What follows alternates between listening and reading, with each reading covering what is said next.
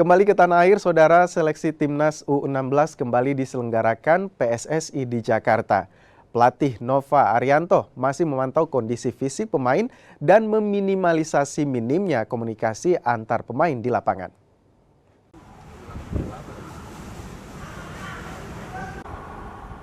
PSSI menggelar seleksi Timnas U16 tahap pertama gelombang ketiga di lapangan A Senayan, Jakarta. Seleksi dilakukan guna membentuk Timnas U16 menjelang Piala AFF U16 dan kualifikasi Piala Asia U17. Dibantu oleh pemandu bakat PSSI serta usulan pelatih SSB, pelatih Nova Arianto memanggil 34 pemain untuk posisi penjaga gawang, bek, dan striker.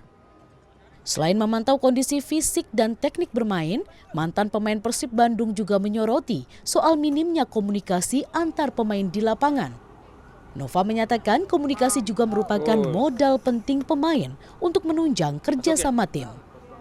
Itulah kenapa di saat saya diberi tanggung jawab di Timnas U19 yang saya ambil pertama adalah apa sih sebenarnya yang terjadi kekurangan di Timnas U19 senior ya. Dan masalah saat ini adalah masalah komunikasi karena Coach selalu bicara pemain-pemain Indonesia ini lemah dalam melakukan komunikasi dengan teman-temannya. Jadi itu yang saya coba perbaikin dari level di bawah dia di level U16, saya perbaikin masalah komunikasi agar apa?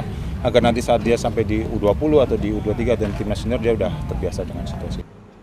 Seleksi ini merupakan seleksi akhir tahap pertama. Terhitung per Februari, Nova telah memanggil 98 pemain. Namun Nova belum memutuskan siapa saja pemain yang diambil dalam seleksi tahap 1.